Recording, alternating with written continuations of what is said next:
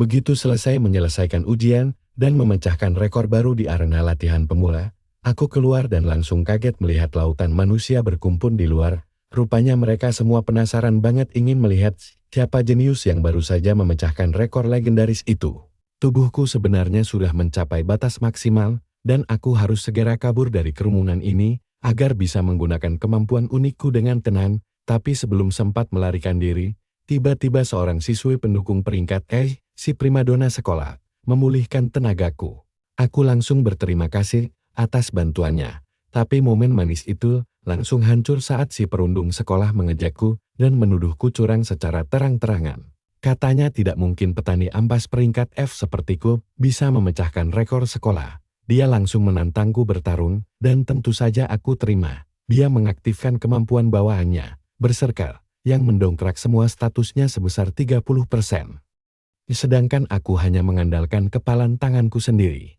Dan lihat ini, pas ada celah sedikit saja, langsung ku beri satu bogem mentah, sampai dia tidur siang di lantai, sangat memuaskan. Setelah kejadian itu, aku pergi ke pasar gelap termurah, yang menjual barang rongsokan tingkat rendah. Sebuah pedang usang menarik perhatianku, tapi harganya terlalu mahal. Aku pun menawarkan kesepakatan kepada si penjual, jika aku berhasil memperbaiki pedang bayangan iblis miliknya. Dia harus meminjamkan baja azur padaku. Dia jelas tidak percaya, dan menegaskan aku harus membayar ganti rugi, jika barangnya makin rusak. Tapi begitu aku mengaktifkan kekuatanku, dan memperbaikinya dengan mudah, semua orang di sekitar kami langsung melongo tidak percaya. Si penjual akhirnya menyerahkan pedang sampah itu tanpa menyadari bahwa setelah ku perbaiki dan ku modifikasi, senjata ini akan berubah menjadi senjata tingkat legendaris. Semua keajaiban ini bisa terjadi karena aku telah membangkitkan kekuatan yang sangat unik. Kisah ini sebenarnya dimulai beberapa jam yang lalu, pada hari kebangkitan tahun terakhir di kota Nanyen, hari di mana celah iblis raksasa menandai takdir para siswa di dalam bus sekolah. Aku terlihat sangat tenang sementara para siswi di sekitarku tampak begitu bersemangat. Tiba-tiba ekspresiku berubah drastis menjadi sangat terkejut, persis seperti orang yang baru terbangun dari mimpi buruk. Di tengah kepungan kerumunan bus ini, aku akhirnya sadar bahwa aku benar-benar telah kembali ke masa lalu. Aku teringat bahwa ini adalah hari kelulusanku, hari di mana seluruh kelasku pergi untuk membangkitkan kelas mereka masing-masing. Dengan kesadaran baru ini, aku tahu bahwa sekarang adalah 2,5 tahun sebelum kehancuran total kota Ninro terjadi. 12 tahun yang lalu, celah iblis muncul entah dari mana di dunia manusia, membawa kekacauan dan kehancuran massal. Ketika umat manusia mencoba melawan balik, mereka baru sadar bahwa senjata api bahkan senjata nuklir, sekalipun sama sekali tidak berguna melawan mereka. Namun anehnya, semakin dekat orang-orang dengan celah tersebut, mereka justru mulai membangkitkan kelas dan kemampuan tempur khusus. Setelah 5 tahun pertempuran yang sangat sengit, para pembawa kemampuan akhirnya berhasil menguasai seluruh pintu masuk celah tersebut. Alhasil, seluruh struktur masyarakat manusia berubah total demi beradaptasi dengan realitas baru ini. Sekarang, setiap siswa yang menginjak usia 18 tahun diwajibkan pergi ke celah iblis untuk menjalani proses kebangkitan kelas mereka. 3 tipe kelas utama: tempur, pendukung, dan penciptaan. Meskipun kelas penciptaan dianggap sebagai yang paling ampas di antara ketiganya, aku ingat betul kalau di kehidupan pertamaku, aku membangkitkan kelas penciptaan tingkat F. Hanya saja, aku memiliki kemampuan bawaan tingkat dewa bernama modifikasi, yang bisa mengubah barang sampah menjadi harta karun legendaris. Di kehidupan lampau itu, begitu kekuatanku terungkap, para pemimpin terkuat langsung memanggilku ke hadapan mereka. Aku membantu mereka memodifikasi nama senjata serta peralatan tempur, mengubah semuanya menjadi artefak tingkat dewa yang tak tertandingi. Namun kemampuan yang kelewat mengerikan ini justru membuat mereka takut padaku, hingga akhirnya mereka mengurungku agar bisa terus mengendalikanku. Malam itu, seekor monster naga ajaib tingkat 96 tiba-tiba menyerang kota Nenro. Di saat nyawaku hampir melayang, aku menggunakan kemampuan modifikasiku untuk mengubah kata kebangkitan. Dan berkat itulah aku terlahir kembali ke masa lalu, kembali ke masa kini. Bus sekolah kami mulai mendekati stasiun, dan terdengar suara instruktur menyuruh semua siswa bersiap-siap. Kini setelah mendapatkan kesempatan hidup kedua, aku memutuskan untuk hanya mengandalkan diriku sendiri bersama kemampuan tingkat dewa ini. Aku berjanji dalam hati, di kehidupan baru ini, Aku tidak akan pernah menceritakan rahasia kekuatanku kepada siapapun. Bus kami kemudian memasuki zona terinfeksi, sebuah wilayah yang telah sepenuhnya diselimuti oleh energi sihir murni. Menyembunyikan kekuatan sejatiku adalah satu-satunya jalan terbaik untuk melindungi keluargaku, teman-temanku, dan juga seluruh kota ini. Untuk diriku sendiri, aku akan mengembangkan kemampuan ini secara diam-diam, menjadi jauh lebih kuat, dan menyelamatkan semua orang sebelum terlambat. Kami akhirnya tiba di tujuan kami, markas besar Asosiasi Pemburu di Kota Naan. Semua siswa mulai turun dari bus, dan salah satu dari mereka mengaku sangat takut jika harus membangkitkan kelas penciptaan yang tidak berguna. Sementara itu, seorang siswa bernama Yanting langsung menjadi pusat perhatian, karena semua orang berharap dia membangkitkan kelas tempur. Tapi teman sekelas kami, Yang Hongwei, malah menyahut sinis bahwa hal itu tidak ada gunanya, karena seorang jenius sekalipun bisa saja mendapatkan kelas yang buruk. Sang guru kemudian mendekatiku dan memintaku berjalan di depan untuk memberikan contoh yang baik bagi yang lain. Saat kelompok kami menaiki anak tangga, seorang instruktur menjelaskan bahwa kami hanya perlu meletakkan telapak tangan kami di atas bola kristal ajaib tersebut. Sesaat kemudian, seorang petugas mengumumkan namaku, Zhang Yan dari sekolah nomor 1 Ningran, untuk segera maju ke depan. Dengan langkah yang sangat tenang, aku berjalan menuju ke tengah-tengah arena kebangkitan utama. Aku sudah tahu apa yang akan terjadi selanjutnya, karena aku telah melewati semua ini. Sebelumnya, dua siswi berbisik bahwa aku memiliki energi sihir luar biasa dan pasti akan menjadi sangat kuat jika mendapat kelas tempur. Sang guru sendiri tampak sangat cemas, berharap aku tidak mendapatkan kelas penciptaan yang tidak berguna. Sementara itu, Yang Hongwei dan temannya malah mengejekku dengan berkata, anak miskin dari daerah kumuh, sepertiku pasti akan mendapatkan kelas ampas. Aku berdiri di depan bola kristal besar yang memancarkan energi ungu pekat. Tanpa ragu, aku meletakkan tanganku di atasnya, dan seketika kristal itu langsung bersinar dengan sangat terang benderang. Pilar emas membubung ke langit tinggi, menyelimuti tubuhku.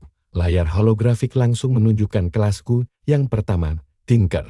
Profilku akhirnya muncul, menampilkan kelasku yang baru dibangkitkan, Tinker, tipe penciptaan tingkat F. Semua orang langsung syok dan guru, kami tidak percaya murid berpotensi sepertiku berakhir mengenaskan. Kedua perundung itu tertawa terbahak-bahak, mengejekku karena mendapat kelas penciptaan yang sangat lemah. Yang Hongwei girang setengah mati, karena setelah 3 tahun, akhirnya dia berhasil melampaui rival terberatnya ini.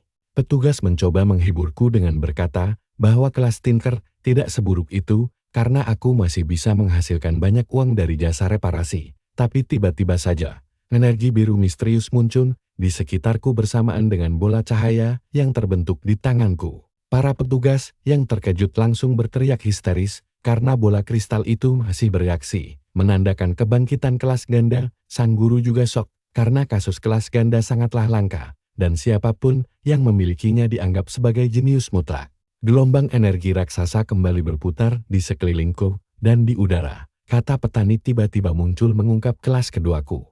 Bisa-bisanya kebangkitan ganda yang langka malah memunculkan 2 kelas F ampas sekaligus. Penonton kecewa berat. Tapi kalian tahu apa yang terjadi selanjutnya kan? Para perundung itu makin keras tertawa dan mengejekku sebagai jenius sejati karena berhasil mendapatkan 2 kelas F sekaligus. Guru kami hanya bisa meratapi nasib buruk ini, merasa yakin bahwa calon pahlawan besar kini telah berubah menjadi kekecewaan terbesar. Sementara itu, aku melangkah pergi dari panggung tanpa memedulikan reaksi mereka. Aku sempat bertanya-tanya apakah aku memang sesial itu. Tapi senyuman tipis di wajahku justru menunjukkan hal yang sebaliknya. Aku tahu kedua kelasku ini adalah yang terburuk di dunia. Tapi aku juga membawa satu kemampuan dahsyat yang mampu menentang hukum langit itu sendiri. Kemampuan bawaanku adalah modifikasi yang memungkinkanku untuk mengubah satu kata saja dalam nama barang atau keterampilan apapun. Aku langsung membuktikannya dengan mengambil kemampuan kelas petani milikku, yaitu mempercepat pertumbuhan dan mengubahnya secara total hanya dengan sekali sentuh. Teknik baru ini, kebangkitan, mampu memulihkan target dari ambang kematian dan menyembuhkan semua luka mereka. Aku tersenyum percaya diri, karena jika digunakan secara cerdas, ini akan menjadi senjata andalanku. Sambil melihat daftar peringkat siswa baru, aku berjanji akan segera memuncaki kedua daftar tersebut. biar semua orang tahu rasanya gemetar ketakutan saat mereka dilompati oleh penyandang peringkat ampas sepertiku. Alur cerita kemudian bergeser ke basis pelatihan Novan, sebuah fasilitas khusus yang sengaja dibangun agar para petarung yang baru bangkit bisa meningkatkan level mereka dengan cepat. Selain menjadi tempat yang aman, disinilah para pemula bisa mengumpulkan poin pengalaman terbanyak untuk naik tingkat dengan kilat. Memecahkan rekor di tempat ini juga akan memberikan poin bonus besar untuk turnamen provinsi, sekaligus mempermudah peluang masuk ke universitas ternama. Karena itu, aku tidak cuma ingin menyelesaikan latihan ini, aku akan menyapu bersih semua rekor demi mengamankan masa depanku. Di gerbang masuk, seorang petugas memeriksa profilku dan langsung berkomentar tentang 2 kelas pembuatan peringkat F milikku. Dia bertanya apa aku yakin mau menantang Dungen sendirian, karena tingkat kesulitannya lumayan tinggi. Apalagi buat orang berkelas peringkat F sepertiku. Dia menyarankan agar aku setim saja dengan teman sekelas, biar peluang menangnya lebih besar, tapi dengan sangat percaya diri. Aku bilang, kalau aku sudah mantap, dan meminta peralatan pemulaku segera diberikan. Para petugas itu malah saling berbisik, mengira aku cuma sok keras, karena belum bisa menerima kenyataan pahit ini. Akhirnya, salah satu dari mereka menyerahkan peralatan pemula berupa sebuah pedang besi dan sepasang sepatu beauty kulit. Aku ingat di kehidupan masa laluku, aku cuma dapat pedang saja, jadi sepatu bot ini bonus kebaikan mereka. Pedang besi ini memberikan 5 poin kekuatan serangan, sedangkan sepatu bot kulitnya meningkatkan kecepatan sebanyak 3 poin. Biarpun mereka berbaik hati, aku tahu mereka masih meremehkan diriku karena kelasku yang ampas. Sebelum aku melangkah masuk, si petugas bahkan sempat memperingatkan, kalau aku tidak sanggup menghadapi kelinci-kelinci di dalam, aku bisa memanggil ksatria bantuan. Aku hanya mengucapkan terima kasih atas perhatiannya. Begitu gerbang tertutup rapat di belakangku, aku bergumam dalam hati bahwa sebentar lagi semua orang bakal melongo melihat apa yang bisa kulakukan di sini. Begitu sampai di dalam, aku langsung mengaktifkan kemampuan bawaanku, modifikasi, untuk meningkatkan peralatan pemulaku. Pedang besiku seketika berubah jadi pedang baja, dan sepatu bot kulit biasa bertransformasi menjadi sepatu bot angin dengan status jauh lebih tinggi. Sambil menggenggam pedang baru ini, aku berpikir kalau suatu hari nanti aku bisa mengubahnya jadi pedang suci atau sihir. Namun, karena ada kamera pengawas internal di tempat ini, sebaiknya aku tidak usah menarik terlalu banyak perhatian dulu. Di kehidupan masa laluku, aku sudah kapok merasakan akibat buruk karena terlalu pamer bakat hebat. Lagi pula, barang level 1 yang dimodifikasi pun kekuatannya bakal jadi tidak masuk akal. Jadi segini saja rasanya sudah cukup membantu. Area latihan ini dibagi menjadi 3 bagian besar, area dasar, area lanjutan, dan area bos terakhir. Untuk memecahkan rekor dan mendapatkan poin bonus, aku harus mencapai area bos terakhir yang ditakuti itu dan mengalahkan kelinci domba.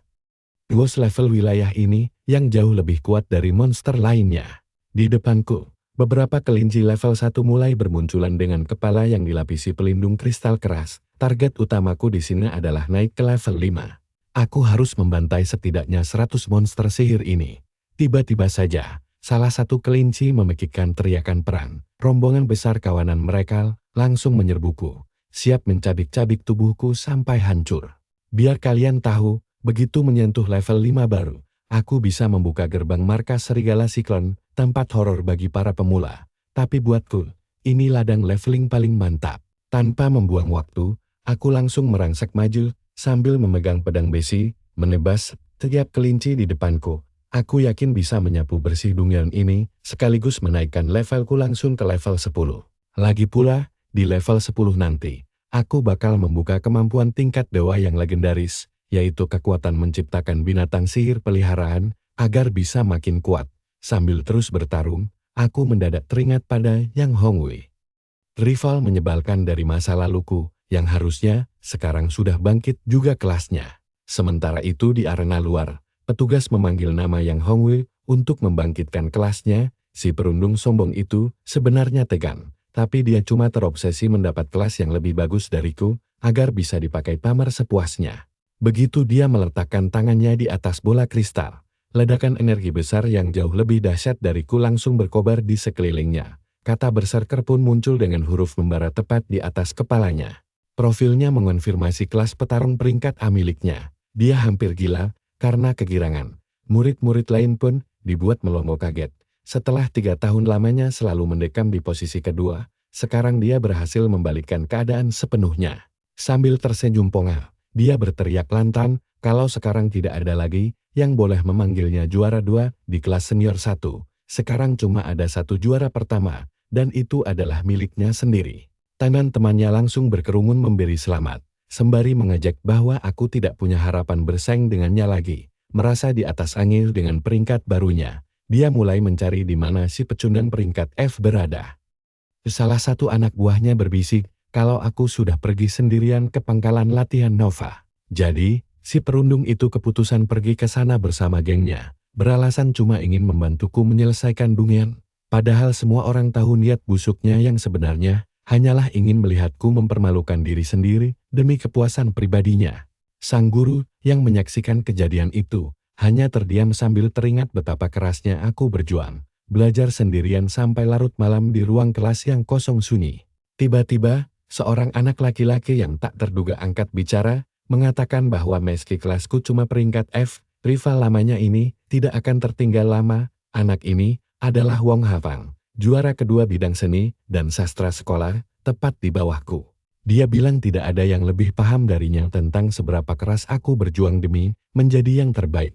Dia pun teringat kembali pertandingan final kami saat masih jadi murid baru. Duel sengit yang kami lalui di gedung olahraga. Hari itu, aku berhasil meluluhkan hatinya lewat kegigihanku dan mengalahkannya secara adil. Sekarang, melihat gelagat Yang Hongwei yang berniat mencari perkara, Wong Hafang memutuskan untuk ikut menyusul demi melindungi rival yang sangat ia hormati ini. Kembali ke dalam dungeon, aku sudah kelelahan dan terduduk di atas tumpukan kelinci yang mati, menyisakan si Raja Kelinci sebagai penghalang terakhir menuju level 5 dengan luka dalam yang mendera. Aku bertahan di level 4 dengan 94% pengalaman saat kelinci raksasa itu bersiap menyerang habis-habisan. Lewat satu lompatan dahsyat, makhluk itu menerjang ke arahku dengan kepala kristal membara di depan. Aku sadar betul kalau nekat melawannya secara langsung, aku pasti bakal hancur lebur dalam pertarungan tidak seimbang ini.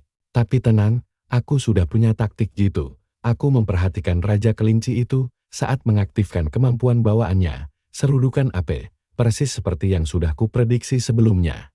Dan tepat di detik itu juga, aku mengaktifkan kemampuan modifikasiku sendiri untuk membalikkan situasi sulit ini. Aku mengubah jurus serudukan AP miliknya menjadi detonasi kepala AP, sebuah teknik peledakan diri sendiri. Berkat modifikasi dariku, kepala si Raja Kelinci langsung menyala merah membara dengan hebat. Ledakan super besar pun terjadi, meluluh lantakan apa saja di sekitarnya dalam kilatan cahaya menyilaukan mata. Aku pun sukses naik ke level 5 sambil tersenyum tipis, bergumam kalau jurus bunuh diri musuh ternyata lumayan berguna juga. Di luar dungeon, sebuah layar monitor besar langsung mengumumkan kalau aku, Zhang Yang, telah memecahkan rekor waktu tercepat dengan menyelesaikan tantangan dalam 26 menit 9 detik saja. Teman-teman Yang Hongwei seketika dibuat melongo hebat, karena rekor sebelumnya terpaut 1 jam 17 menit lebih lambat. Si perundung itu benar-benar tidak sudi mempercayainya, berbekal kesombongan atas peringkat F gandaku. Dia langsung berteriak menuduh kalau aku sudah berbuat curang di dalam sana. Berpikir kalau membongkar tipu muslihat ini bakal menghancurkan reputasiku selamanya. Yang Hongwei akhirnya memutuskan untuk turun tangan sendiri demi menelanjangi kedok kebohonganku di depan semua orang.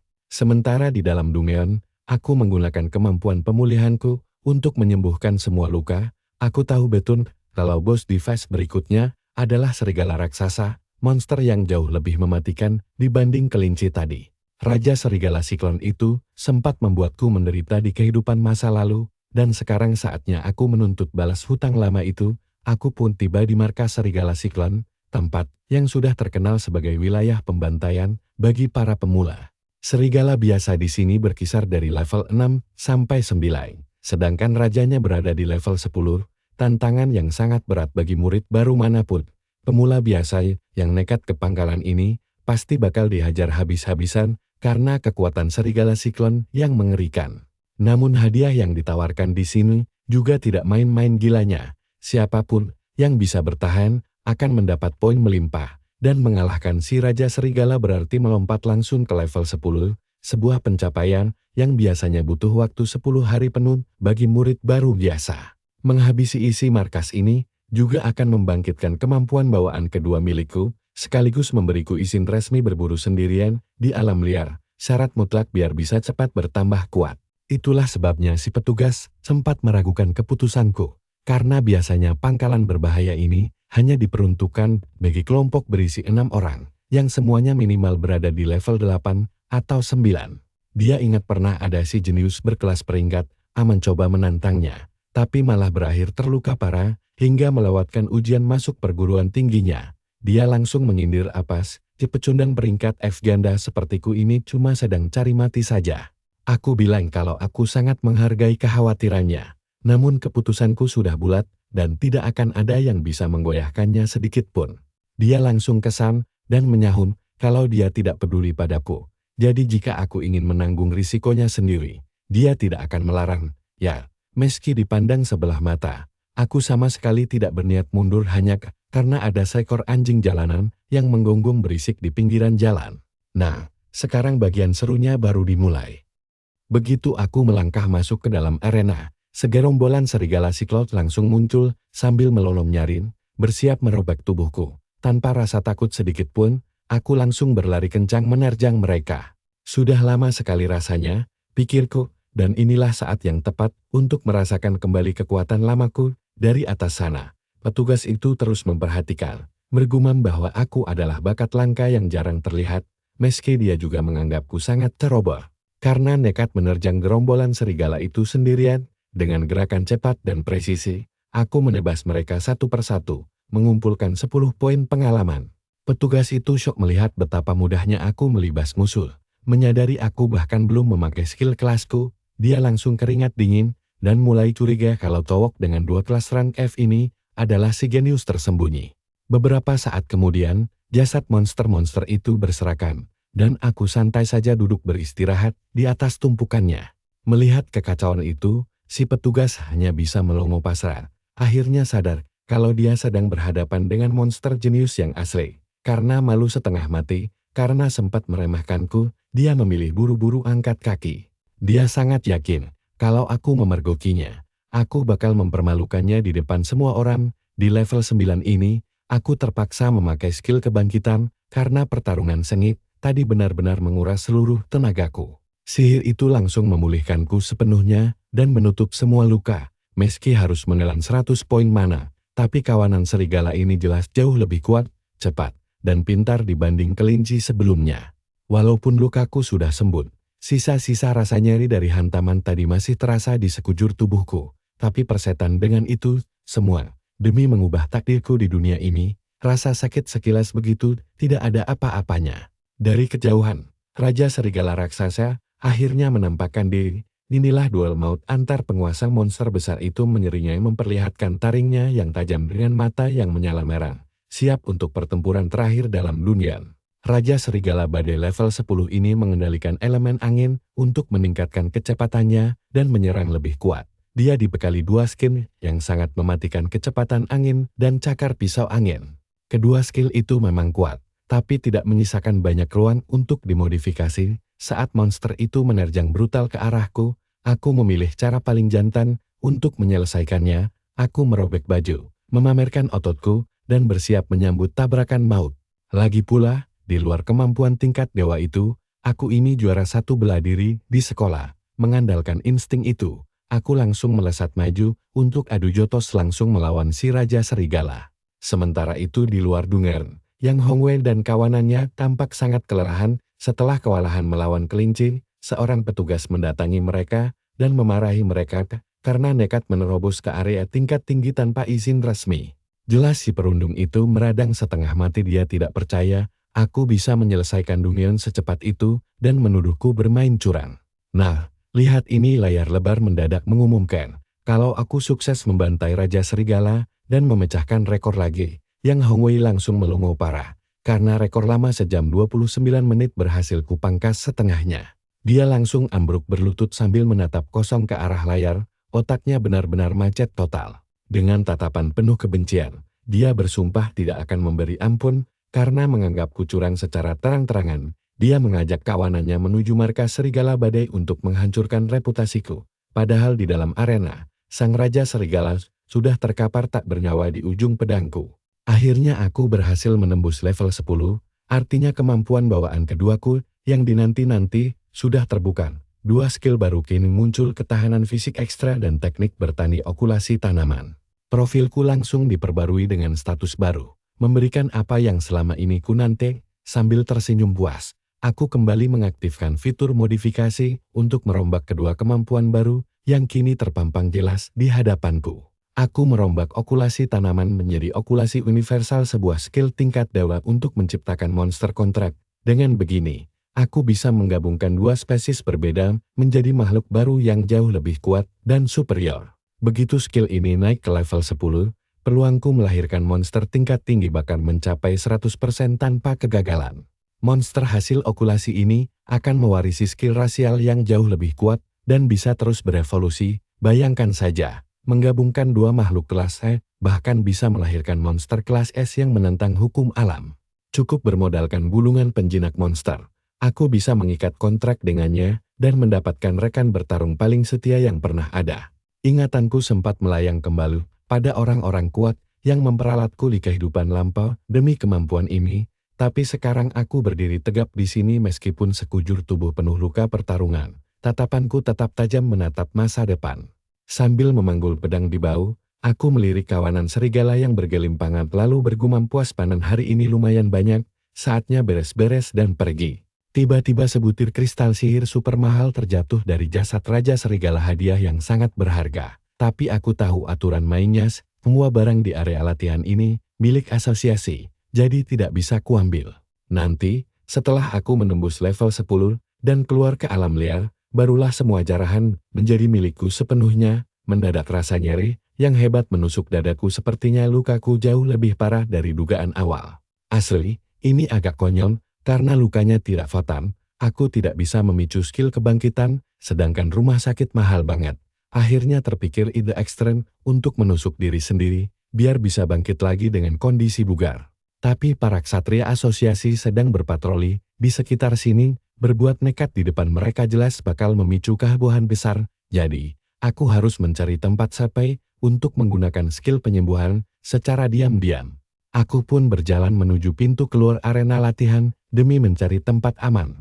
Tapi begitu melangkah keluar gerbang, aku malah dikejutkan oleh kerumunan siswa yang sudah menyemut di sana.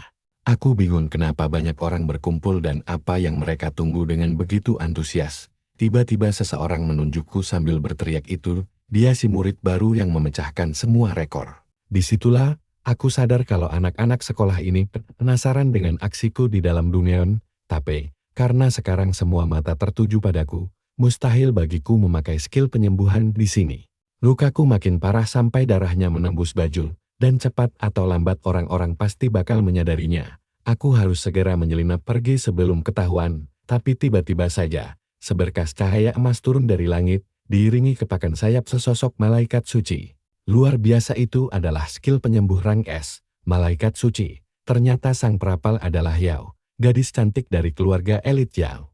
Begitu sihirnya selesai memulihkanku, aku menghampirinya untuk mengucapkan terima kasih atas bantuannya yang sangat tepat waktu itu. Aku juga berjanji, kalau di masa depan dia butuh memperbaiki barang apapun, dia bisa langsung mengandalkanku. Dalam hati aku membatin, kalau kolaborasi dengannya, bakal sangat menguntungkan. Sambil tersenyum manis, dia mengangguk setuju dan berkata akan menagih janjiku nanti. Tapi momen damai itu langsung hancur berantakan saat Yang Hongwei datang berteriak menuduhku sebagai penipu ulung. Dia memprovokasi kerumunan agar tidak termakan omong kosongku, sembari menuding kalau pemegang dua kelas sampah seperti kau tidak mungkin memecahkan rekor tanpa berbuat curang. Murid-murid lain mulai kasak-kusuk, karena kelas kreasi rank F memang dikenal sama sekali tidak punya daya tempur. Si perundung itu makin ngotot kalau aku pasti memakai peralatan dewa hasil beli. Dengan senyum meremehkan, dia mengejekku sengaja menggunakan trik kotor, karena sadar tidak akan pernah bisa menang darinya secara jantan. Kerumunan mulai berbisik sinis, termakan fitnahnya. Sambil menyeringai tipis, aku menantangnya balik, apa kau mau aku membuktikan kebenarannya secara langsung sekarang? Dia langsung girang menyambut tantanganku untuk berduel tanpa peralatan apapun, demi membuktikan kebenaran. Tiba-tiba si gadis berambut ungu memperingatkanku agar jangan masuk ke perangkap konyol itu. Aku sangat menghargai perhatiannya, tapi keputusanku sudah bulat. Aku harus membungkam si berisik ini sekarang juga, sebelum dia terus-terusan mengganggu rencanaku untuk menjadi yang terkuat di dunia ini. Si perundung tertawa ngakak, merasa sangat konyol, karena dia seorang prajurit hebat kelas A ditantang oleh sampah sepertiku. Aura merah menyala membakar tubuhnya saat dia mengaktifkan skill berserker untuk menghajarku habis-habisan. Kami berdua kini berdiri berhadapan di tengah lapangan, siap memulai pertunjukan yang sesungguhnya. Aku tetap tenang dan mengejek orangnya yang sok gagah itu, semoga saja dia bisa bertahan lama. Aku tahu dia ingin menindasku hanya karena perbedaan kelas kami yang jauh. Tapi bagiku, kelas hanyalah label kosong yang tidak menentukan kekuatan yang sebenarnya. Tanpa membuang waktu, aku memasang kuda-kuda bertarung dan memperingatkannya orang yang kuat akan tetap kuat, bahkan tanpa embel-embel kelas tingkat tinggi di belakangnya. Gadis itu cemas melihat duel yang tidak adil ini, petarung kelas A melawan kelas kreasi biasa, tapi aku hanya perlu menang, dan untungnya aku sudah memulihkan seluruh peralatanku hingga sempurna. Makanya aku sama sekali gak khawatir, aku jalan tanpa alas kaki buat buktiin gak bawa apa-apa. Dia teriak gak peduli, dan langsung melayangkan tinju maut. Teriak kalau ini bakal jadi ajalku. Dia kaget setengah mati pas aku menghindar dengan gampang. Karena emosi serangannya meleset, dia langsung membabi buta nembakin pukulan bertubi-tubi. Yakin banget aku gak bakal bisa lolos. Aku meliuk-liuk, santai menghindari semuanya. Harus kuakui, kalau kelas berserker peringkat emang gila dalam pertarungan jarak dekat. Tapi ya percuma dong, kalau pukulannya gak ada yang kena satupun. Aku bilang ke dia, kalau asal pukul cuma bikin staminanya habis. Apalagi aku udah hafal semua polanya, tanpa ragu, aku langsung melayangkan hantaman keras tepat di tengah dadanya. Nah lihat ini, pas dia melongo bego, langsung kutegaskan kalau dia gak bakal bisa baca semua gerakanku.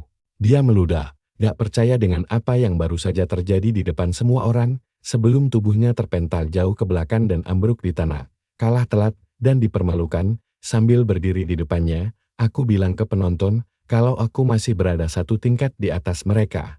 Mereka semua melongo, gak sanggup nerima kenyataan, kalau peringkat F baru aja merubuhkan berserker peringkat A. Aku bertepuk tangan, dan bilang, karena urusan udah kelar, aku gak mau buang-buang waktu lagi di sini. Sambil melangkah pergi, otakku udah sibuk merencanakan perjalanan ke luar kota, demi mencari beberapa perlengkapan yang lumayan. Lewat kemampuan modifikasiku, dapat senjata bagus harusnya gampang banget. Makanya aku mau mampir ke lapak jalanan dulu buat nyari barang dasar. Tapi pas ingat sisa duitku sesedikit ini, melihat-lihat lapak aja rasanya mustahil.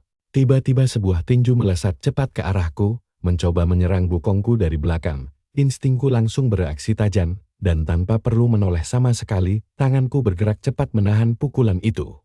Ternyata pelakunya si Wong Hafang. Dia menyapaku sambil nyengir lebar, memuji kekuatanku yang luar biasa. Lalu melempar sekaleng soda sebagai tanda persahabatan, katanya, kalau aku gak mengalahkan Yang Hongi sendiri, dia sendiri yang bakal turun tangan membereskannya. Dia juga nambahin, kalau cuma aku rival yang dia akui, bukan pecundang kayak si yang itu. Dan kejadian ini, bikin aku teringat duel kami pas masih tingkat 1 dulu. Waktu itu, dia langsung mengangkat tangan dan mengakui kekalahannya secara jantan di tengah arena. Sejak saat itu, dia selalu menyerah tiap tahun tanpa mau bertanding melawanku lagi. Aku nanya apa dia sengaja ngelakuin itu demi melepas beasiswa karena dia anak orang kaya. Tapi dia mengelak dan bilang alasannya jauh lebih sepele. Dia ternyata merinding melihat tatapan mataku yang kejam. Aku pun menantangnya. Apa dia bakal menyerah lagi di turnamen nasional mahasiswa baru tahun ini? Sambil menatap serius, dia menegaskan kalau kali ini gak bakal terjadi. Bersumpah akan mengalahkanku. Dengan senyum menantang, dia berjanji bakal berjuang habis-habisan saat kami berdua akhirnya berhadapan nanti. Kami bersulang kaleng soda, meresmikan janji pertarungan masa depan kami. Dia lalu melemparkan 2 kartu, menawar 2.000 koin untuk membeli panduan kecepatan serigala siklon. Sambil pergi, dia mengingatkanku agar segera mengirim panduannya, dan aku pun menyimpan nomor kontaknya. Aku bergumam bakal mengingat kebaikan ini dan membalasnya 10 kali lipat suatu hari nanti. Berhubung kantongku udah terisi uang, sekarang aku bisa meluncur ke lapak kaki 5 buat belanja kebutuhan. Sambil menelusuri kota, aku penasaran harta karun macam apa yang sedang menungguku di sana. Langkahku akhirnya terhenti di sebuah gang gelap yang dikenal sebagai pasar gelap bawah tanah. Tempat yang penuh rahasia gelap. Aku tahu ini area termurah di kota, tapi barang-barangnya standar banget, dan nyari yang beneran bagus itu langka. Tapi berkat skill unikku, aku yakin bisa nemuin permata tersembunyi di sini. Di salah satu lapak, aku nemuin pedang meteorit yang tertanam kristal serigala siklon. Detailnya menunjukkan serangan 60 poin dan daya tahan 72%. Pedagangnya minta harga 18.000 koin. Katanya bisa sampai 25.000 kalau kondisinya mulus. Aku malah menunjuk pedang baja biru biasa dan menanyakan harganya. Ternyata cuma 5.000 koin. Pedang itu punya status serangan 65 dan daya tahan 65%.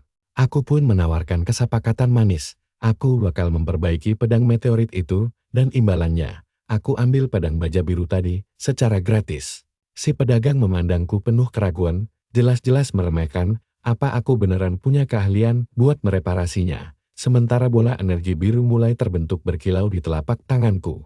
Target utamaku emang pedang baja biasa itu, karena lewat modifikasi, pedang murahan pun bisa disulap jadi senjata legendaris. Dia nanya kelasku apa, lalu memperingatkan, kalau memulihkan daya tahan itu super rumit.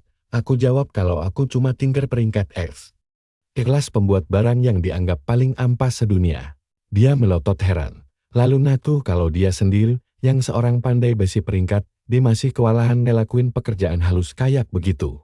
Sambil memegang pedangnya, dia bilang walau paham senjata, dia gak berani jamin bisa mulus 100%, soalnya begitu daya tahannya menyentuh angka 0. Senjata itu bakal hancur berkeping-keping. Memperbaiki benda rusak butuh pemahaman mendalam soal struktur dan aliran sihirnya. Kami pun bikin taruhan. Kalau aku gagal mereparasi pedang itu, aku wajib bayar 18.000 koin ke dia. Dari kejauhan, si gadis mengawasi dengan cemas. Tahu betul pandai besi terhebat di keluarganya pun belum tentu bisa melakukan hal ekstrem begini. Aku menyerahkan pedangnya, lalu menyuruh si pedagang memperhatikan baik-baik. Aku teringat kehidupan laluku saat berhasil memulihkan various artefak peringkat A, bahkan peringkat S, di mana dulu aku sampai terobsesi berburu cara meningkatkan keahlian reparasiku. Nah, sekarang di awal yang baru ini, kebiasaan lama itu justru jadi kartu as terbesarku. Cahaya biru pekat langsung membungkus pedang begitu proses restorasiku mulai. Bagiku, memperbaiki barang tingkat rendah begini sih gampang banget. Merem juga kelar. Orang-orang di sekitar langsung melongo kagum melihat seorang murid biasa menunjukkan teknik sekelas master sejati. Si gadis juga gak menyangka kalau aku beneran bisa memperbaiki senjata sesulit ini. Beneran gampang banget kan? Aku balikin pedangnya dan ku bilang kalau daya tahannya udah pulih 100% penuh. Dia langsung minta maaf karena sempat meremehkanku, memuji keahlianku setinggi langit. Lalu menepati janjinya dengan memberikan pedang baja biru itu. Aku berterima kasih. Sambil membating, kalau aku cuma butuh mengubah satu kata buat menyulap pedang ini jadi artefak dewa. Status pedangnya biasa banget, serangan 65, dan daya tahan seadanya. Begitu aku mengaktifkan skill modifikasi, pedang baja itu berubah jadi pedang raja, sebuah artefak suci legendaris milik jenderal perang kuno yang tersohor. Karena udah megang senjata mengerikan ini, aku bisa menyimpan 2.000 koin tadi untuk ditabung buat biaya kuliah nanti. Pikiranku seketika melayang ke adik perempuanku yang masih berduka atas kepergian orang tua kami. Dia masih menutup diri padahal aku tahu dia bakal tumbuh jadi sosok yang luar biasa.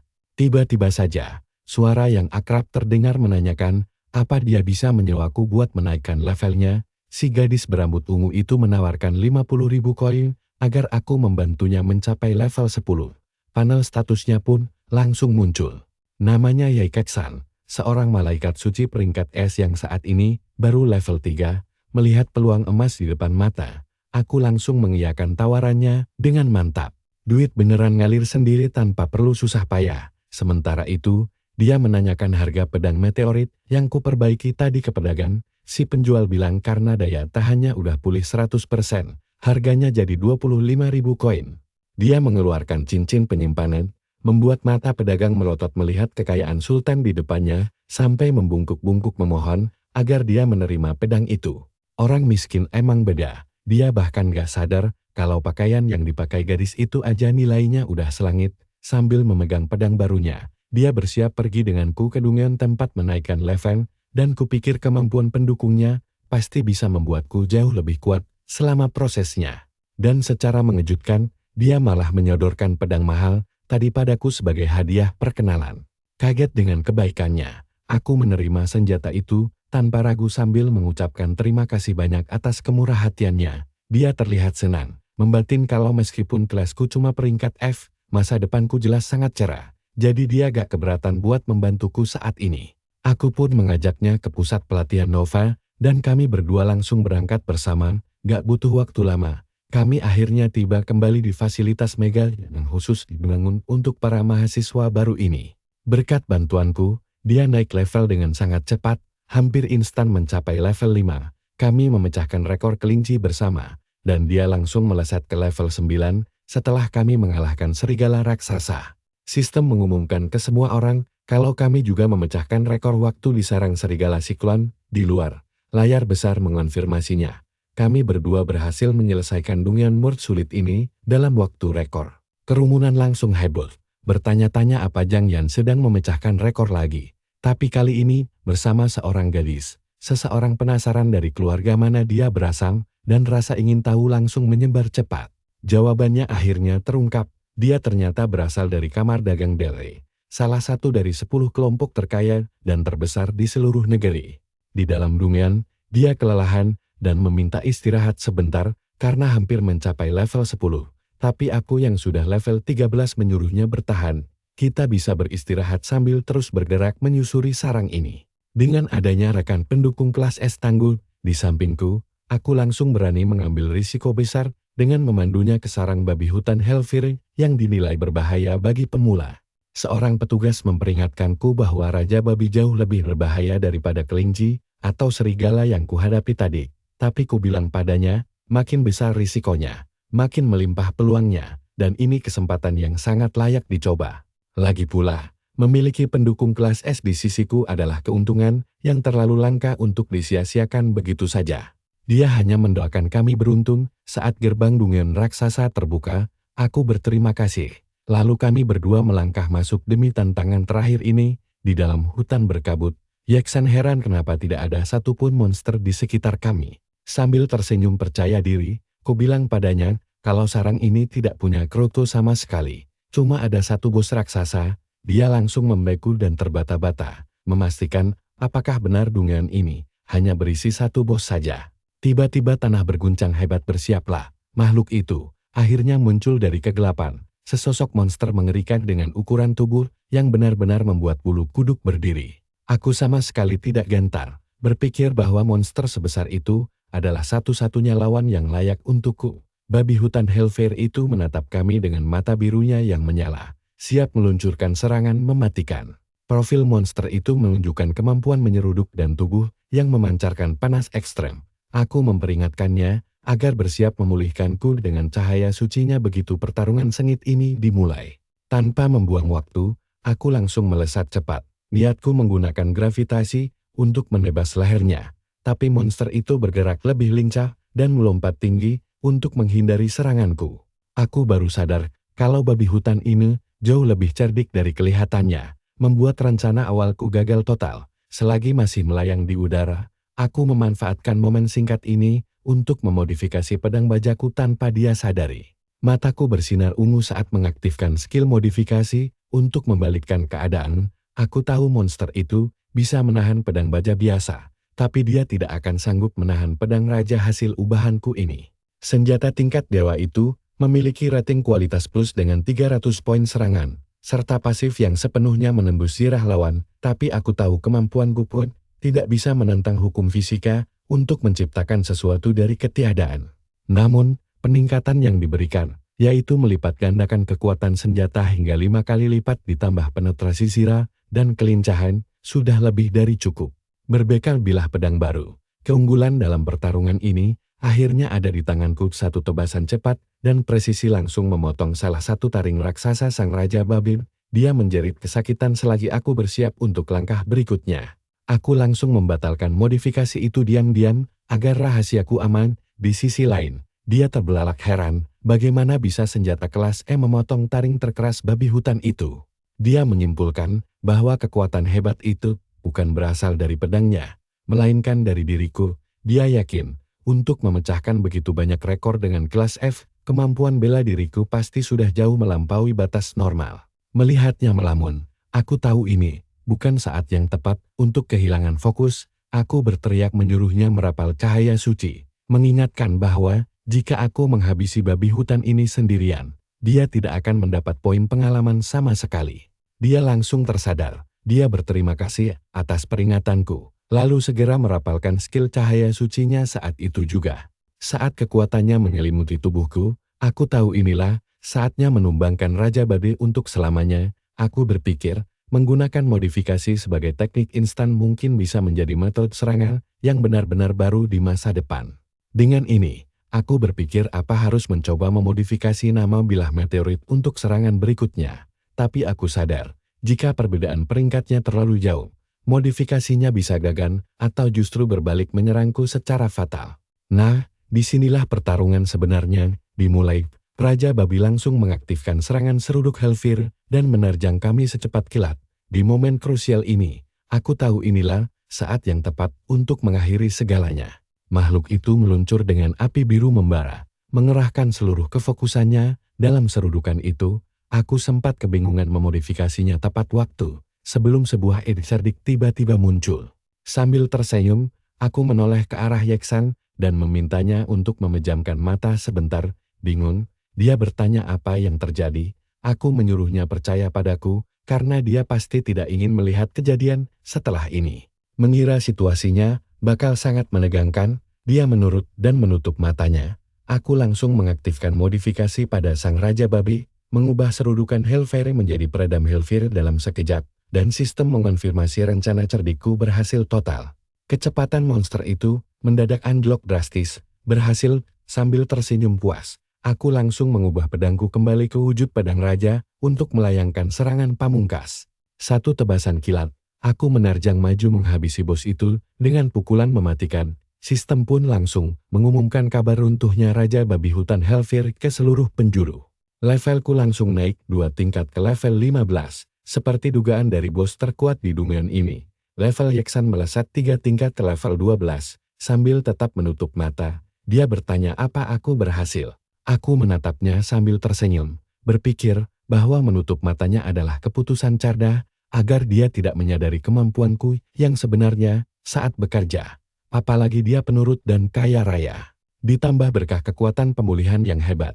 Dia adalah rekan yang sangat langka dan luar biasa untuk penjelajahan dunia berikutnya. Ku bilang dia boleh membuka matanya sekarang, karena misi joki levelnya sudah selesai. Sempat ragu sejenak, dia perlahan membuka matanya dan melihat pemandangan di depannya. Dia hampir tidak percaya kalau aku benar-benar berhasil melakukannya sendirian. Terpukau, karena aku sanggup menumbangkan makhluk sekuat itu seorang diri. Ku bilang padanya misi telah usai dan kami bisa segera pergi. Sambil menatapku, dia membatin bahwa aku adalah bakat langka sekaligus orang baik yang memegang janji. Aku berbalik mendengar suaranya. Heran apalagi yang dia inginkan dariku. Ternyata dia menyodorkan pembayaran yang sudah kami sepakati, ditambah hadiah kecil sebagai tanda terima kasih atas bantuanku. Begitu kotakku buka, aku terkejut menemukan cincin penyimpanan di dalamnya. Jenis pusaka dengan kristal sihir spasial penembus batas hukum fisika untuk menyimpan barang. Ku bilang hadiah ini terlalu berharga, sesuatu bernilai ratusan ribu bukanlah barang yang bisa ku terima cuma-cuma. Tapi dia bersikeras, mengatakan aku sangat layak menerimanya karena telah membantunya naik 2 tingkat lebih tinggi dari kesepakatan awal kami. Memikirkan betapa bergunanya cincin ini untuk menyimpan perbekalan di alam liar, akhirnya aku memutuskan menerimanya. Sebagai balasan kecil, aku berjanji akan membantunya di masa depan, asalkan hal itu tidak melanggar prinsip hidupku sendiri. Setelah misi selesai, kami berdua bersiap pergi dan kembali ke kota. Di luar, papan peringkat mahasiswa baru memperlihatkan betapa sengitnya persaingan yang sebenarnya terjadi di sana. Dengan beberapa petarung tingkat S dan A di jajaran teratas, meski sekarang aku memimpin di posisi pertama, aku tahu tidak butuh waktu lama bagi yang lain untuk menyusul. Melihat kelas elit yang mereka miliki, salah satunya adalah Li Wong, Santo pedang kelas S tangguh yang terkenal tak terkalahkan. Ada juga Zhang Hong sang petarung kelas A, dan Lu Yang, pembunuh angin kelas S yang sangat lincah. Aku mengingat mereka semua dari kehidupan masa laluku, dan aku tahu cepat atau lambat mereka akan menjadi rival beratku. Fei senyuman penuh percaya diri. Aku sangat menantikan hari di saat aku menghadapi mereka semua. Tapi sebelum semua itu terjadi, ada satu hal jauh lebih penting yang harus kuselesaikan terlebih dahulu. Di kehidupan lamaku, aku direnggut paksa, meninggalkan adik perempuanku tumbuh dewasa sebatang kara dan telantar begitu saja. Akhirnya, aku berpamitan pada Yeksan, bilang kalau aku punya urusan tapi kami pasti bakal ketemu lagi nanti di jalan. Aku ingat di kehidupan sebelumnya, setelah diculik, aku gak pernah pulang, semua kabar tentang adikku cuma ku dengar dari orang lain. Di masa depan itu, dia membangkitkan kelas bertarung tingkat A yang sangat kuat, tumbuh jadi sosok tangguh, dan sangat ditakuti semua orang. Tapi untuk sekarang, dia cuma gadis biasa tanpa kekuatan apapun. Dia menyambutku di pintu, mengajakku makan malam bersama. Melihatnya, dia cuma seorang siswi SMA yang sangat pendiam. Sifatnya berubah drastis sejak orang tua kami gugur di sarang iblis itu 3 tahun lalu. Saat mereka masih ada, dia jauh lebih sering tersenyum lebar. Kehilangan mereka menghancurkan dunianya, mengubahnya total sejak hari mengerikan itu. Saat kami asyik makan, dia tiba-tiba bilang mau putus sekolah selamanya. Aku langsung shock berat, bertanya kenapa dia mengambil keputusan sekonyol itu. Padahal nilainya sangat bagus, apalagi ujian masuk kuliah sudah sangat dekat. Dia menjelaskan kalau dia melihat peringkat kota, melihat namaku ada di posisi pertama mengalahkan semua mahasiswa baru. Katanya aku selalu berjuang keras, ditakdirkan jadi sangat kuat, sampai bisa melindungi seluruh dunia ini sendirian suatu hari nanti. Sedangkan untuk dirinya, dia merasa nilai bagus pun gak akan berguna bagi siapapun, makanya dia berniat kerja lebih cepat demi membantu biaya hidup kami. Tapi aku tahu itu cuma alasan, jadi aku terus mendesaknya buat jujur. Tepat saat itu, pintu terbuka dan seorang pria melangkah masuk sambil memanggil namanya. Wajahnya tampak canggung, bertanya apa dia sebaiknya datang lagi, nanti saja. Dia menjelaskan kalau perusahaan pinjamannya sedang kesulitan keuangan, makanya dia datang ke sini. Pria ini paman Kuan, tempat kami berdua meminjam uang selama 2 tahun terakhir. Aduh, di sini nih bikin nyesek. Aku akhirnya paham alasan adikku. Dia sengaja berkorban biar gak jadi beban untukku yang peringkatnya terus naik. Dia rela mengorbankan masa depannya sendiri cuma agar aku bisa kuliah dengan tenang. Aku berbalik ke paman Kuan, menanyakan total utang kami selama 2 tahun ini. Katanya, tanpa menghitung bunga, totalnya sekitar 43.000. Tanpa ragu, kuserahkan kartu berisi 50.000 untuk melunasi semua utang kami saat itu juga. Adikku langsung melongo heran, bingung dari mana aku dapat uang sebanyak itu. Aku tahu harus menjelaskannya, tapi jelas bukan di depan orang asing seperti ini. Paman Puan yang peka langsung pamit pergi, membiarkan kami berdua menyelesaikan urusan keluarga berdua saja. Sebelum melangkah keluar, dia berpamitan dan menawarkan bantuan jika kami butuh sesuatu nanti. Begitu dia pergi, adikku langsung bertanya cemas apa aku mendapatkan uang itu secara ilegal. Aku menenangkannya, menjelaskan kalau uang ini murni hasil kemampuanku sendiri dan sepenuhnya halal. Sambil tersenyum, kujanjikan padanya kalau aku bakal juara 1 dan menyabet hadiah 300.000 kota, agar dia gak perlu mengorbankan mimpinya demi kuliahku. Air mata langsung menggenang di pelupuk matanya saat tahu aku sudah menebak semua rencana rahasia yang dia siapkan. Kuserahkan uang itu padanya, meyakinkan kalau aku punya cara rahasia menghasilkan lebih banyak lagi nanti. Sambil tersenyum, aku menyuruhnya rajin belajar dan berlatih keras, karena saat aku jadi nomor 1, semua orang akan menghormatinya sebagai adik sang juara kota. Terharu mendengar kata-kataku, dia langsung menangis, sesenggukan di pelukanku, memelukku erat sambil berjanji tidak akan pernah mempermalukan nama baik keluarga kami. Sekarang, aku harus cari cara cari duit, sekaligus menaikkan level dengan cepat. Aku teringat satu lokasi sempurna di luar zona manusia, yaitu Lembah Naga Racun. Tempat itu memang berbahaya, tapi penuh peluang emas. Kepadatan monster di sana sangat luar biasa tinggi, menjadikannya rute tercepat untuk menaikkan levelku sekarang juga. Legenda bilang jauh di dalam lembah, ada monster sihir langka berbentuk naga. Kalau dapat telur naga, kemampuan kreasi universitasku akhirnya bakal berguna maksimal. Ditambah lagi, ada peluang besar mengumpulkan kristal sihir berharga untuk dijual. Bus akhirnya tiba di stasiun Sarang Iblis, dan pengumuman menyuruh semua penumpang turun untuk sampai ke alam liar. Aku harus masuk dan menyeberangi Sarang Iblis itu dulu. Sarang Iblis kota Nan ini terpisah dari kota asli hanya oleh satu jalur sempit, di dalamnya berdiri kokoh bintang manusia. Salah satu garis pertahanan utama menahan serbuan monster jahat. Kota itu sendiri dijaga oleh dua tetua agung level 70. Orang yang sama yang memperalatku di kehidupan lalu. Begitu masuk, orang-orang di sekitarku langsung sibuk memakai sirah, bersiap untuk baku hantam. Tapi dibanding cincin sakti yang kubawa sekarang, perlengkapan sampah mereka gak ada tandingannya. Aku langsung melangkah menuju gerbang timur, jalur terdekat menuju lembah naga racun. Lembah ini dinilai paling aman di antara semua wilayah liar, penuh monster level 13-18. Sangat cocok buat tempat latihanku sekarang. Di gerbang masuk, ku serahkan kartu pelajar yang menunjukkan kelas petani dan tank milikku. Penjaga gerbang bertanya apa aku yakin mau pergi sendirian, mengingat nyawa di alam liar itu sangat murah dan mudah melayang. Aku berterima kasih atas perhatiannya, lalu merebut kartuku, berjanji akan pulang hidup-hidup. Dia jelas enggan membiarkanku bunuh diri konyol dengan dua kelas biasa itu, jadi dia mencoba menahanku di gerbang luar. Tapi gerakanku jauh lebih cepat, melesat menghindari tangannya yang mencoba mencengkeramku. Dia pun melongo kaget, gak menyangka bocah ingusan bisa mengecohnya semudah itu. Padahal dia sendiri adalah petarung level 30. Penjaga lain menyahut, memberitahu kalau aku adalah Jonggen, si jenius yang sudah memecahkan semua rekor kota belakangan ini. Dia juga mengingatkan kalau aku peringkat pertama ujian seni dan calon kuat peraih skor tertinggi tahun ini. Penjaga itu bergumam heran, bingung bagaimana pemilik dua kelas biasa bisa sekuat ini. Pasti ada rahasia besar di baliknya. Begitu menapakkan kaki di lembah, aku langsung waspada tinggi. Masalah utama tempat ini adalah kabut gas beracunnya, membuat pil penawar racun jadi barang wajib bawa. Karena pil itu mahal dan durasinya singkat, aku harus gerak cepat mengingat modal uangku sangat pas-pasan. Mendadak, segerombolan kelelawar sayap hijau level 13 terbang menyerang tanpa ampun.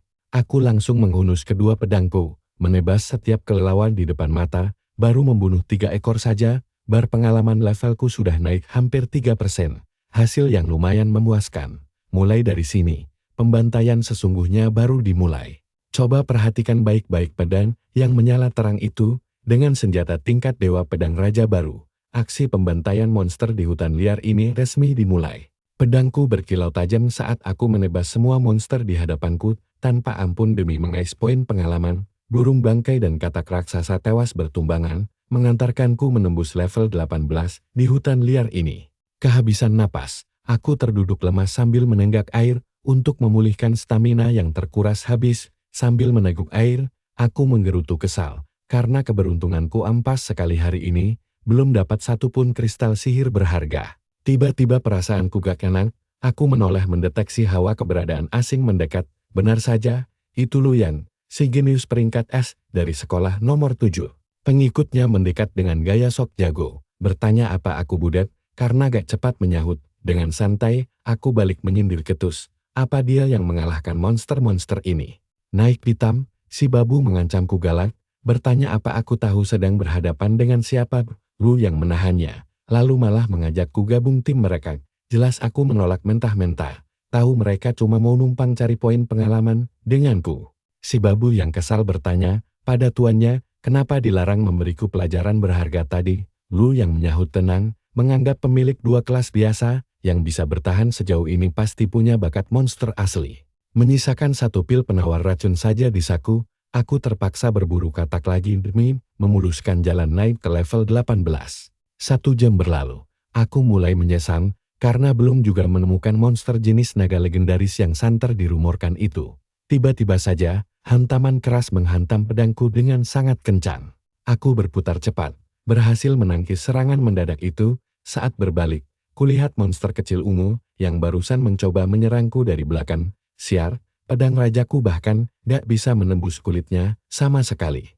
Makhluk itu melompat mundur, bersiap menyerang lagi, memperlihatkan wujud aslinya. Raja katak iblis raksasa level 20, lengkap dengan kemampuan berubah wujud dan melilit.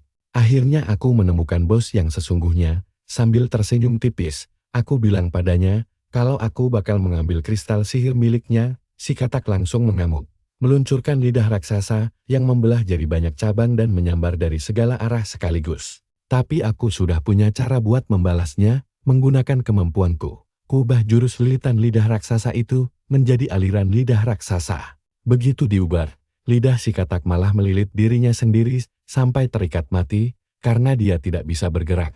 Aku langsung maju untuk menghabisinya. Aku menebas kepalanya dengan pedang, tapi kulit tebalnya sama sekali tidak bisa ditembus. Aduh, gila sih, pertahanan katak ini malah makin tebal. Makhluk itu mengaktifkan kulit es yang bikin daya tahannya langsung melonjak drastis. Tiba-tiba sistem mengumumkan modifikasiku gagal karena level target jauh lebih tinggi, dan semuanya kembali normal. Rasanya kesal setengah mati gagal di momen sekritis ini. Nah, inilah kelemahan kemampuanku. Melawan musuh yang levelnya di atas tuh, efeknya tidak akan bertahan lama. Begitu bebas dari lilitan lidahnya sendiri, si katak langsung melancarkan serangan super cepat entah dari mana. Karena pilihan makin menipis, aku harus bertaruh demi memenangkan pertarungan ini. Akhirnya, kuaktifkan kemampuan modifikasi langsung pada pedang meteorit milikku sendiri. Demi kemenangan, cahaya warna-warni yang sangat silau langsung menyelimuti pedangku, mengubahnya menjadi sesuatu yang jauh dari rencana awal. Pedang terkutuk milik Raja Iblis Agung. Sebuah suara misterius bertanya siapa yang berani memanggilnya. Lalu status senjata itu muncul dengan atribut tersembunyi yang bahkan tidak bisa kubaca sepenuhnya. Aku langsung sadar senjata ini sangat tidak stabil dan aku harus segera mengakhiri pertarungan ini.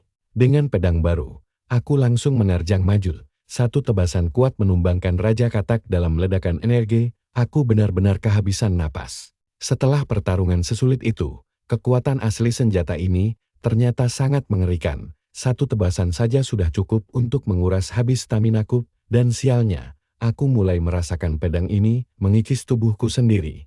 Menahan rasa sakit, aku mencoba mengaktifkan modifikasi untuk membalikkan prosesnya. Tapi staminaku habis total. Aku langsung ambruk ke tanah. Tiba-tiba suara misterius dari pedang itu kembali berbicara. Berseru bahwa siapapun yang lancang memakai kekuatannya harus membayar harganya, meski wujud aslinya tidak bisa muncul di sini. 1/10 kekuatannya saja sudah lebih dari cukup untuk melenyapkanku. Tapi sambil memaksa diri untuk berdiri, aku bilang padanya kalau aku sudah menduga hal ini. Ini bukan pertama kalinya aku memodifikasi pedang Raja Iblis, kataku. Mendengar itu, suara tadi langsung mengamuk murka. Sambil menggenggam erat pedang wajah, aku menusuk mata merah yang tertanam di bilah Raja Iblis, menghancurkan kutukan jahat di dalamnya. Energi merah meledak, membuatku terbebas dari kendali senjata. Kesadaran Raja Iblis itu menjerit histeris, bersumpah akan membalas dendam dan mengurung jiwaku di jurang kegelapan terdalam selamanya. Kehabisan tenaga, aku terkapar di samping pedang yang kini tak bernyawa setelah pertempuran mental yang brutal tadi. Sambil berbaring, aku sadar bahwa dengan menusuk langsung kesadaran si Raja Iblis, aku berhasil menghentikan proses pengikisan sebelum terlambat. Sekarang yang perlu kulakukan hanyalah memulihkan stamina, mengembalikan nama senjata itu seperti semula, dan semua kekacauan ini akhirnya selesai. Sambil duduk beristirahat, aku teringat kejadian serupa di kehidupan laluku yang melibatkan Raja Iblis ke-9, Ravasham, makhluk yang jauh lebih berbahaya dari ini. Pertemuan masa lalu itulah yang mengajariku bahwa menusuk kesadaran di dalam senjata adalah cara jitu untuk lepas dari kendalinya. Aku pun jadi penasaran. Apakah entitas sekuat mereka ini benar-benar berasal dari sarang iblis atau justru dari tempat lain yang tidak kita ketahui? Jangan-jangan para Raja Iblis ini berasal dari dunia lain yang jauh lebih gelap. Setelah pulih sepenuhnya, aku berdiri untuk mengambil hadiahku. Tersenyum tipis, aku membatil kalau Raja Katak Iblis ini memang bos sesungguhnya, jadi hadiahnya harus sepadan. Tiba-tiba sebuah kristal sihir ungu raksasa muncul di depanku. Kristal dari bos level 20 setidaknya bernilai 100.000 koin. Keuntungan yang luar biasa besar. Selain itu, sisa tubuh monster yang kukalahkan bisa jadi bahan kerajinan berkualitas tinggi yang bernilai jual mahal. Aku akan menjual semuanya di pasar gelap nanti. Karena ingat sempat naik level setelah mengalahkan Raja Katak, aku pun langsung memeriksa statusku. Sistem mengonfirmasi bahwa aku berhasil mengalahkan Raja Katak dan satu makhluk tidak dikenal. Memberiku poin pengalaman melimpah yang cukup untuk menaikkan levelku 2 tingkat sekaligus. Aku bertanya-tanya, apa makhluk misterius itu adalah mata iblis di pedang tadi. Sempat terpikir untuk sengaja memanggil V, menghancurkannya lagi demi instan naik ke level 100, tapi salah sedikit saja. Taruhannya adalah kehancuran seluruh kota, termasuk diriku sendiri. Mengingat setiap kelipatan 10 level, selalu memberi kemampuan bawaan baru, aku sudah tidak sabar melihat kejutan apa yang menantiku. Kali ini aku mendapatkan kemampuan bongkar pasang untuk memanen material, serta kekebalan wabah sebagai pertahanan. Sambil tersenyum, terpikir olehku, kalau kekebalan wabah ini nantinya bisa dimodifikasi menjadi kebal terhadap semua kerusakan. Dengan selesainya misi ini, aku pun memutuskan untuk segera pulang. Dan lihat siapa yang tiba-tiba muncul di hadapan kita, babu si tuan muda Lu yang berdiri di sana sambil memegang belati tajam. Si babu yang ternyata pembunuh bayaran peringkat D ini, menyebutku sampah dan bilang akhirnya dia bisa mengejarku. Seketika dia menerjang dengan belati berkilauan, mengaktifkan kecepatan ekstrimnya untuk mendongkrak kelincahan sebesar 30%.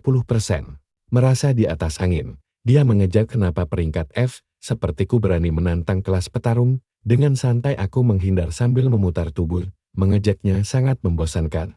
Lalu membalas dengan satu pukulan telak hingga dia terpental jauh, terkapar di tanah. Si babu heran kecepatanku bisa melampaui miliknya. Pandangannya langsung beralih ke jariku, menyadari pedang tadi keluar dari cincin penyimpanan mewah. Dia makin shock berat, tidak habis pikir, bagaimana orang biasa sepertiku bisa punya barang semahal itu. Sambil berbalik membelakanginya, aku tahu dia sudah tidak punya tenaga lagi untuk bertarung. Hanya tuannya yang bisa memberiku tantangan sejati di sini. Benar saja, saat aku berbalik, Lu yang akhirnya menampakkan diri, kami saling berhadapan. Dan dia maju mendekat dengan pedang terangkat tinggi, mengerahkan seluruh aura bertarungnya. Dia memuji pedangku, dan kubalas dengan sopan. Kami langsung melompat mundur untuk menjaga jarak aman. Lu yang menantangku secara langsung, karena ingin membuktikan sendiri kekuatan peringkat 1 di angkatan baru kita. Sambil tersenyum, ku bilang kalau dia tampaknya masih meragukan kemampuanku. Jadi aku menawarkan sebuah taruhan menarik. Yang kalah wajib menyerahkan senjatanya. Dia langsung setuju dan mengaktifkan aura angin peringkat S, mendongkrak kelincahannya sebesar 80%. Aku tersenyum lebar dan bilang akan dengan senang hati menerima goloknya nanti, lumayan buat menambah isi kantongku. Tuan muda Lu ini sangat yakin, kelasnya menjamin kecepatan mutlak di atas siapapun. Baginya, kecepatan adalah segalanya. Saat dia menerjang maju, serangannya memang sekelas petarung peringkat S. Dia berteriak bahwa sampah sepertiku yang kebetulan mengalahkan Yuan, juga akan dihabisinya hari ini. Begitu melancarkan serangan, dia merasa gerakanku sangat lambat, dan yakin kalau peringkat F tidak akan bisa menang. Dia pun langsung mengeksekusi serangan pemungkas. Sebelum pedangnya menyentuhku, aku menahan bilahnya, dan tersenyum licik sambil berbisik, kalau pertandingan ini sudah selesai. Dia tersentak sadar, kalau sejak awal aku tidak berniat adu kecepatan dengannya. Lalu terpaksa mengakui kehebatan peringkat 1 angkatan baru kita. Dia malah menyeringai dan bilang pertempuran ini makin seru. Lalu melepaskan senjatanya demi menghindari tebasan balasan dariku. Boleh juga, pikirku. Sedikit terkejut dia rela membuang senjatanya begitu saja. Kuakui pengalaman bertarungnya memang hebat. Tapi sekarang setelah dia tidak bersenjata, aku penasaran bagaimana dia bisa mengimbangi kekuatanku. Dia mendesah sambil mengakui kalau dia sangat menyukai pedang di tanganku. Tapi dia bilang dia masih punya banyak pedang lain yang seperti itu. Aku pun teringat kalau dia adalah tuan muda sulung dari keluarga Lu yang bergengsi di Nanyang, sosok yang menganggap senjata kelas B hanyalah uang receh. Meski begitu, mengalahkan orang kaya seperti dia pasti akan sangat menyenangkan. Dia mengaktifkan skill miliknya dan berkata bahwa akulah orang pertama yang menyaksikannya. Karena awalnya dia mengira sang santo pedang yang akan melihatnya duluan. Lalu dia melepaskan tebasan pembelah badai. Saat serangan itu mengarah kepadaku, aku langsung menghindar. Benar-benar kagum dengan kekuatan murni dari kelas petarung yang mengerahkan seluruh tenaganya. Setiap skill bawaan memberikan peningkatan luar biasa dalam pertempuran. Ini adalah kelas tempur ranking S, dan kekuatannya benar-benar curam. Tapi, aku mulai menyadari kalau kecepatannya perlahan melambat. Beban akibat melepaskan tebasan pedang itu jelas-jelas menguras staminanya dengan sangat cepat, bersembunyi, dan mengincar satu serangan mematikan yang menentukan adalah satu-satunya pilihan terbaikku jika ingin menghindari terbongkarnya skill bawaanku sendiri. Lu yang berhenti di dekat pohon, menyadari aku telah menyelinap untuk bersembunyi, dia mengaktifkan kekuatan lain dan melepaskan serangan besar sambil bergumam heran, kemana kira-kira aku bersembunyi kali ini. Tebasan itu menghancurkan apapun di jalurnya, menimbulkan asap tebal yang menyelimuti seluruh area sekitar. Lu yang bertanya-tanya kemana aku menghilang. Lalu tiba-tiba, dia menyadari ada seseorang di belakangnya. Dia langsung menyerang karena panik. Tetapi tebasannya hanya mengenai batang pohon kering, dan tidak adanya perlawanan jelas di luar dugaannya. Aku langsung muncul tepat di belakangnya, menyebutkan nama jurus yang kugunakan lalu, mengumumkan kemenanganku secara mutlak. Dia hampir tidak bisa mempercayai apa yang sedang terjadi, bahwa aku berhasil mendesaknya sejauh ini. Sambil merutuki dirinya sendiri, kalau saja dia berada di ranking A, dia pasti akan jauh lebih kuat. Namun pada kenyataannya, dia masih berada di ranking S, tidak lebih. Dia buru-buru memasang perisai untuk menahan seranganku, tapi kalian harus tahu, tameng itu tidak akan sanggup menghentikan kekuatan pedang rajaku yang sesungguhnya. Perisai itu mulai retang, dan aku menghancurkannya sepenuhnya, membuat tubuhnya terpental mundur beberapa meter. Akibat benturan keras itu, aku mendarat dan menahan diri, tidak ingin memanfaatkan situasi ini, karena pertarungan kami memang tidak pernah sampai ke tahap hidup dan mati. Lagi pula, Lu yang bukanlah orang yang jahat, di kehidupan masa laluku pun tidak, saat dia memimpin keluarga Lu melewati masa invasi monster yang mengerikan.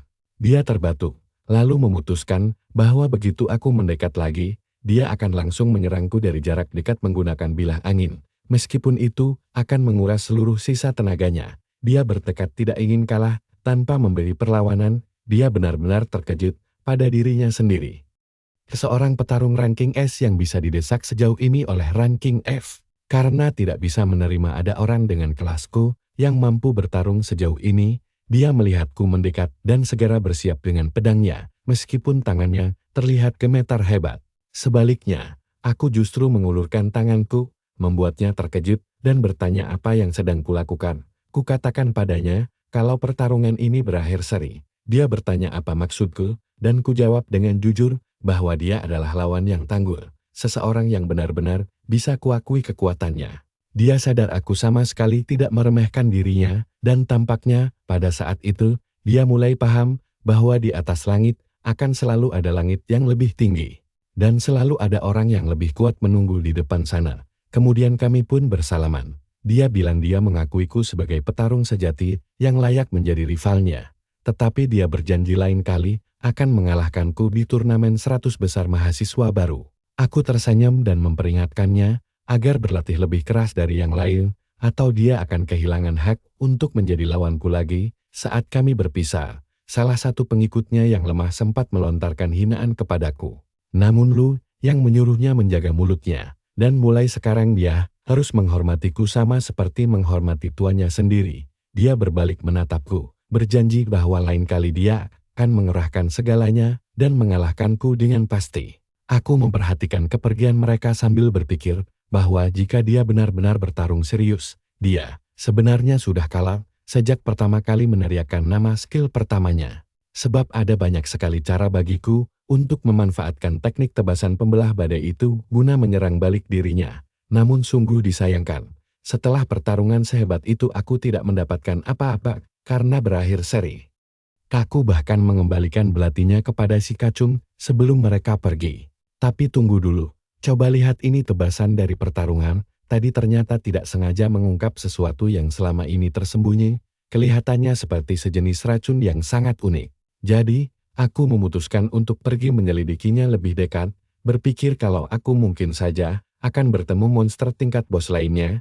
Aku segera memodifikasi imunitas racunku agar bertahan selama 20 menit melawan racun tingkat D atau yang lebih rendah. Sehingga aku bisa menghemat sisa obat penawarku. Aku headed toward the glow and found it spreading out from the center of a lake that looked thoroughly toxic.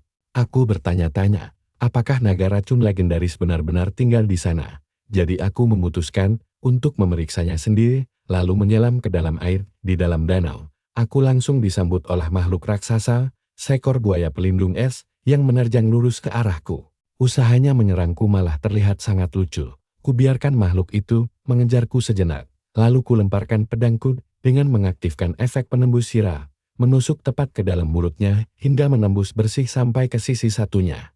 Ukuran monster itu terlalu besar untuk dimasukkan ke dalam cincin penyimpananku. Jadi, aku penasaran apakah teknik pembongkaran milikku bisa berhasil digunakan untuk mengatasinya. Begitu kuaktifkan, serangkaian layar perintah langsung muncul dan memotong monster raksasa itu bagian demi bagian. Jasadnya bersinar terang lalu menghilang, menyisakan tumpukan tulang, daging buaya, serta kulit buaya pelindung es yang tebal. Bagiku, ini adalah hasil jarahan yang sangat lumayan. Lalu aku melihat sesuatu yang lain, tepat di belakang tempatku berenang tadi, menyadari kalau aku sudah hanyut mendekati pusat dari sumber racun itu. Aku segera berenang maju untuk menyelidikinya dan menemukan sebuah gua tersembunyi di dalam danau. Keadaan tanah di sekitarnya tampak sangat hancur akibat pengaruh racun. Aku benar-benar tidak menyangka kalau keberuntunganku hari ini bisa sebagus ini. Aku melangkah masuk dengan sangat perlahan sambil mengintip ke depan untuk melihat apa yang sedang menungguku di sana. Ternyata itu adalah seekor naga racun level 43. Karena masih dalam tahap pertumbuhan, aku hampir tidak percaya dengan apa yang kulihat sekarang, naga racun yang asli. Bahkan dalam fase pertumbuhan ini, akhluk itu sudah mulai bertelur. Memang hal biasa yang bisa kita duga dari monster legendaris tingkat tinggi. Begitu mencapai usia dewasa, kekuatannya pasti akan berada di level 70 ke atas. Ditambah dengan kemampuan okulasi semestaku, batas kekuatan itu pasti bisa ditingkatkan jauh lebih tinggi lagi. Aku sangat berharap mendapat kesempatan untuk mencuri telur-telur itu. Berpikir jika aku berhasil melakukannya, hal ini bisa menjadi pembalasan yang setimpal bagi semua manusia yang telah tewas di tempat ini selama bertahun-tahun. Tiba-tiba terdengar suara gemuruh yang sangat keras. Saat melihat sekeliling, aku mulai curiga apakah dugaanku benar. Dan benar saja, seekor naga lainnya terbang mendekat sambil membawa sesosok mayat di cengkeramannya. Pasangannya telah datang, tempat ini sudah tidak aman lagi bagiku, terutama untuk melawan monster yang belum sanggup kukalahkan. Aku memutuskan untuk kembali setelah menjadi lebih kuat. Saat berenang keluar dari danau, tujuanku kini menjadi semakin jelas, yaitu menjadi lebih kuat dan merebut telur-telur itu suatu hari nanti. Ketika hari itu tiba, siapa lagi kalau bukan aku yang akan menjadi pencetak skor tertinggi di kota Nanyang. Setelah urusan di sini selesai, saatnya menjual semua barang jarahan yang kukumpulkan ke pasar gelap. Di pasar gelap bawah tanah kota Nanyang ini, rumornya dipimpin oleh seorang Grandmaster level 60 dengan latar belakang yang luar biasa misterius. Selama tidak ada kejadian besar, pihak berwenang biasanya akan pura-pura tidak tahu, membuat transaksi menjadi jauh lebih mudah dan menyembunyikan banyak kejahatan di sana. Aku pun tiba di sebuah toko paling terpercaya yang kuingat dari kehidupan masa laluku. Di dalam toko ada Jin Yu, sang pemilik pavilion. Dua pria tampak memohon agar dia menaikkan sedikit harga barang mereka. Berdalih kalau barang jarahan itu sangat sulit didapatkan. Tetapi dia langsung menegaskan bahwa dia sudah memberikan harga tertinggi di sepanjang jalan ini, dan jika mereka tidak mau menjualnya, mereka bebas untuk pergi saja. Dia lalu berbalik ke arahku, bertanya, apakah aku punya barang untuk dijual? Salah satu pria itu mencibir penampilanku, menyindir apa yang bisa dijual oleh orang miskin sepertiku, lalu meneriakiku agar segera pergi dan tidak membuang-buang waktu mereka yang berharga. Aku langsung memperlihatkan cincin penyimpananku kepada mereka sambil berkata bahwa aku tidak punya barang yang istimewa. Sontak saja kedua orang itu langsung panik, keheranan, bagaimana orang sepertiku bisa memiliki barang semahal itu. Kemudian aku memutuskan untuk mengeluarkan semuanya. Seluruh hasil jarahanku langsung menumpuk di lantai depan kami, membuat wajah kedua pria itu seketika memucat karena terkejut setengah mati. Bahkan pemilik toko pun tampak terkejut saat melihat kulit buaya pelindung es di antara tumpukan itu. Lalu bertanya, apakah aku benar-benar pergi ke bagian terdalam lembah naga racun? Aku juga teringat dengan kristal yang kudapatkan, lalu mengeluarkannya. Melihat hal itu, kedua pria tadi hampir kehilangan akal sehat mereka. Penasaran siapa sebenarnya diriku ini. Aku meminta sang pemilik toko